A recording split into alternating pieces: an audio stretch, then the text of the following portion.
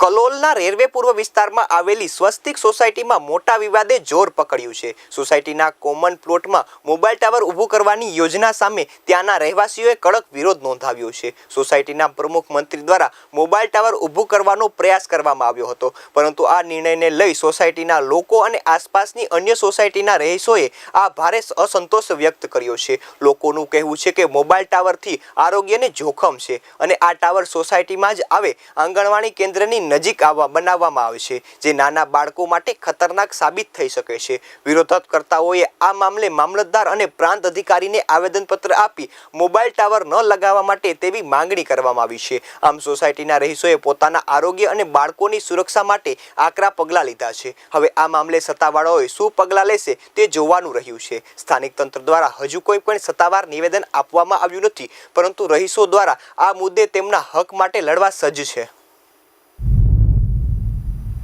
હું અહીં પડોશી શહેરમાં રહું છું। અહીંયા કોમન પ્લોટની બાજુમાં જ મારું મકાન છે। એમાં જે મોબાઈલના ટાવર નાખવાની વાત કરે છે એમાં મારો વિરોધ છે।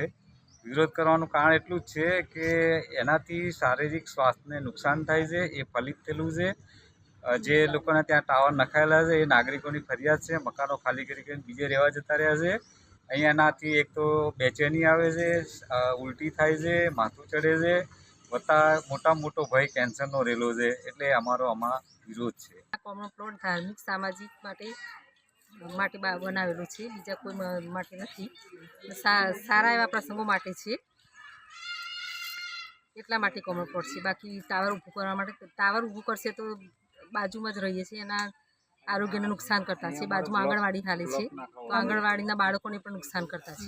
અમે અહીંયા કોમન પ્લોટમાં ગેરકાયદેસર રીતે મોબાઈલ ટાવર ઊભું કરવાના વિરોધ કરીએ છીએ। એના ખરાબ રેડિયેશનના કારણે બાળકોના સ્વાસ્થ્ય પર ખરાબ અસર પડે છે।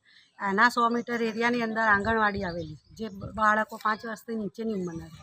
આના રેડિયેશન એટલા ખરાબ હોય છે કે ગંભીર બીમારીઓ થાય છે બાળકો।